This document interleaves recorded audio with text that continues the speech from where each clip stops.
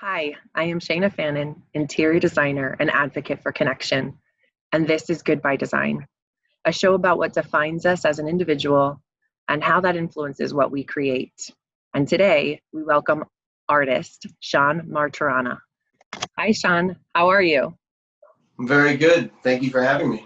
And it's a beautiful painting behind you. I would love for you to share a little bit about who you are and what you do as an artist. Yes, my name is Sean Martorana. I'm an artist, designer, sometimes producer. I live, work, and play here in Philadelphia. Um, my work revolves around exploring nature's imperfect beauty and the intertwining of art, design, and nature. My current focus is on interior design, decor, and modular textiles that are able to change, adapt for the certain project, space, or mood. For you, where does a lot of your inspiration as an artist come from? You have a very unique style. What kind of formed you as an artist and then influenced your style? Yeah, I think the strong style comes from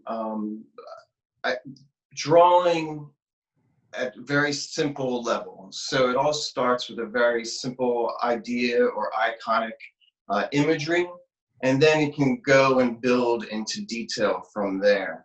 Like I said before, nature is a very big inspiration for me, especially when I'm working on interiors, because if we are inside, I like to bring the idea, at least, of nature inside as well. Bring that idea of life and growth, and bring that in so the subconscious of the people that are in that space or reacting to that space can feel that, can bring that mood, and it brings the mood up in the space. Yeah, absolutely. There's a lot of psychology and a lot of study around nature and its effect on us as human beings.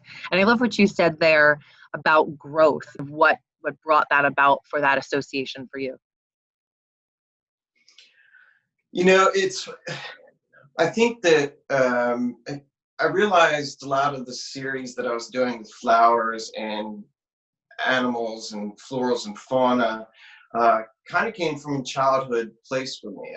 I recently realized that some of my earliest art influences were nature books, sitting on the windowsill of my grandmother's house or my mom's house next to a pair of binoculars. And I really realized that that was probably kind of a major influence of what I do right now.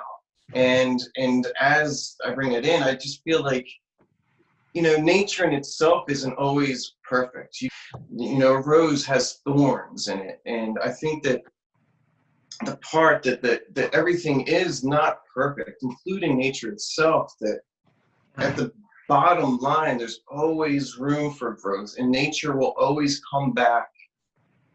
Unless we disturb it, nature will come back in its own. And I just love the idea that, that if somebody wakes up and moves into their living room or goes to their job, into their work, and they're immediately just in the back of their mind, just move forward, grow in themselves, whether it's in their project that they're working on, with the group that they're talking with, or just their everyday life. Yeah, that's great. I love that. I love that, your love for nature and for art came from, looking at art books on your grandmother's windowsill and through binoculars. I think that's fantastic. I love that.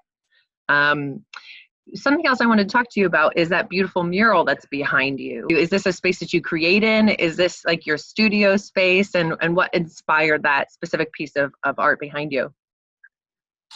Yeah, so I am sitting in my studio space inside my apartment. Especially with quarantine and everything, I really needed a place that I could go to and just throw paint around if I wanted to. And that's kind of what you see behind me here, is that this is just a cardboard wall that I can come to and test out ideas. But it also allows me to have a place where I can work on large paintings that I will attach to this wall, like a canvas or something, work on the painting and be able to and execute very large pieces as well. So this space in particular, I have plastic all over the walls and the ceiling, but it's really great that this room is a room in itself. So I can leave, say if I'm spraying spray paint or something, like I can step away from the space and my living space isn't affected by what is being done in this space particular. So you have a lot of freedom to be an artist in that space, to just be fully immersed in the process and fully able to say, okay, I'm literally just going to throw paint on this wall and play with it and see what happens. And kind of this like blending of like a naturalist and Jackson Pollock. Like that's what it feels like a little bit. Yes, absolutely. And to follow up on that, it's like I have no fear in this room, right? I'm not fearful that something's going to get damaged. I don't fear that, you know, a paint spot is going to get somewhere. There's freedom here for that. But yes, the kind of, it's interesting. A lot of my work does kind of play on the fine line between chaos and control. You know, I love being able to throw some paint and not knowing how it's going to drip or how it's going to blend in with the colors behind it. But then once that comes down, I then can come back on top of it with a very intentional fine line where that control that I have comes in. So it's kind of that play off of each other all in this one piece. Yeah, that's beautiful. Yeah, I love that the space itself is not precious. It's what you're creating in that space that's precious. And you get to really truly focus and put your whole self into what you're creating. Really love that you're able to create that space for yourself in your home, especially during quarantine, because I can't imagine what it's like to be kind of separated from your studio. So to have your studio right there with you and be able to create, you know, even if it's just like this temporary structure, I really love the beauty of that. That you still were able to connect with that kind of creator space and create that creator space in your home. So just in wrapping up, you know, how is it that people can connect with you, Sean?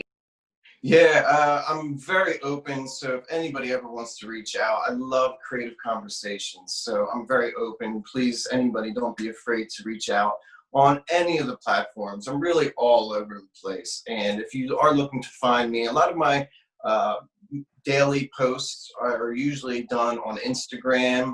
I do post to LinkedIn and Facebook as well. And my website, all of those are just my name, Sean Martorana. So SeanMartorana.com. Brilliant. That makes it so easy. Well, thank you, Sean. I really appreciate you connecting with us today and being the first guest on the show. We did this together, and I'm so thankful for you, and I'm thankful for knowing you as an artist. Thank you so much for having me. This is really wonderful. I'm honored to be the first guest, and I cannot wait to see how this show grows.